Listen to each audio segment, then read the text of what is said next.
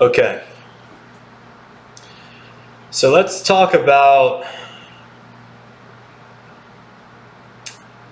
getting the most business from a client. So even though you have a client, you might have someone you're working with a little bit,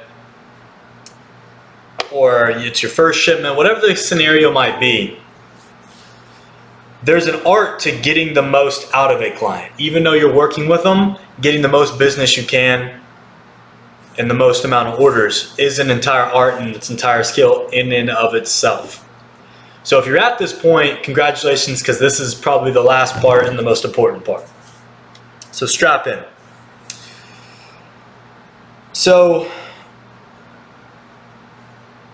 when you're at this point, first of all, every customer is a liar. They always say that they're getting cheaper rates over here and they're doing X, Y, Z, or they don't have anything. It's because they have other people they may be shipping with.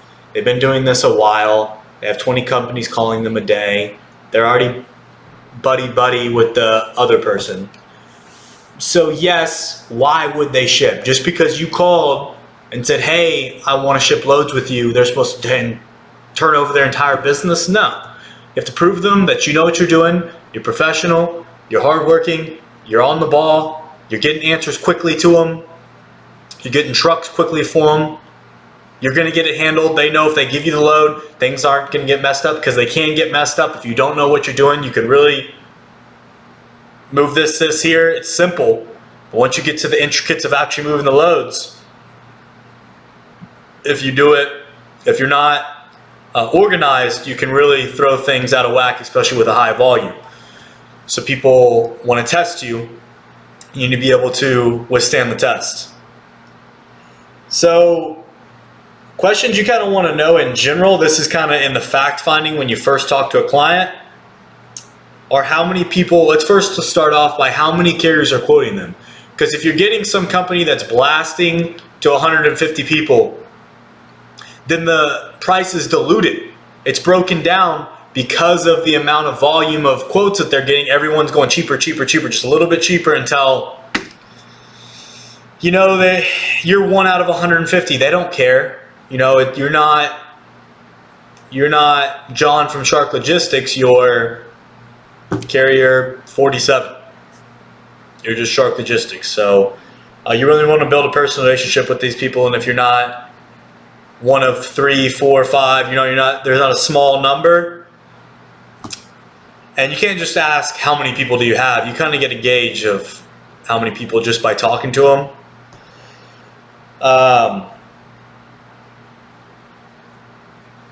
And also they always say that they're getting the cheaper price, but that's not always the case. And if they do say, yeah, we're getting a cheaper price over here, if you give them a quote, then good. They just prove that you're more valuable than the next person. That person's a cheap. That person's a Honda and you're a Ferrari.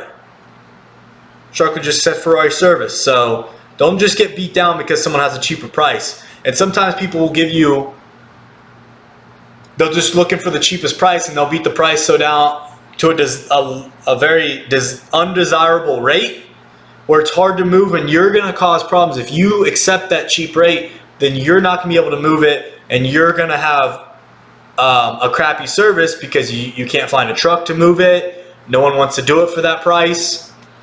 But let's say if you charge the company $1 million to go from Houston to Dallas, there's no company we can find a carrier in 0.5 seconds that's going to get it done. Because if you have $1 million on the line, everybody's going to be doing the most, right?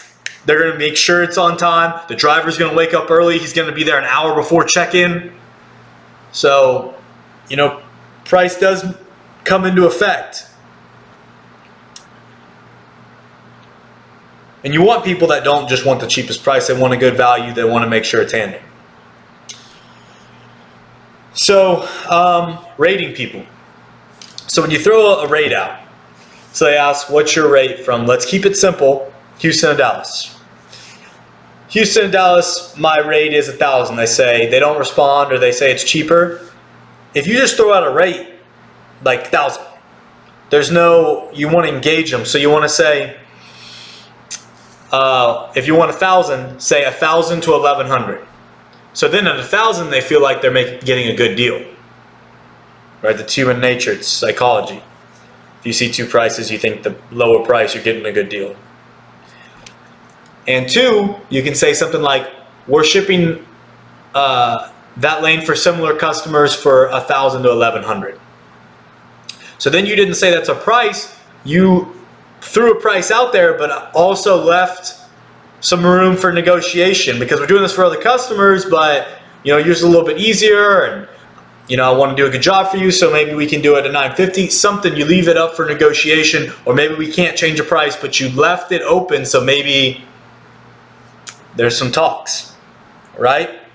And two, people feel like if other people are doing it, they feel better about the decision, because when other people are going to this club, when other people are buying this, everyone's a herd mentality, so people will feel better about the decision. So that's something that you can do when you're quoting somebody to kind of get a better response and get more interaction from your client.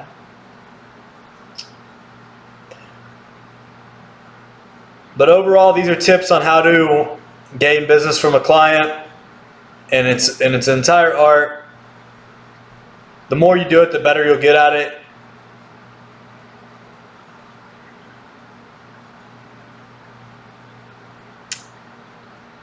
But that's all I have written down for today.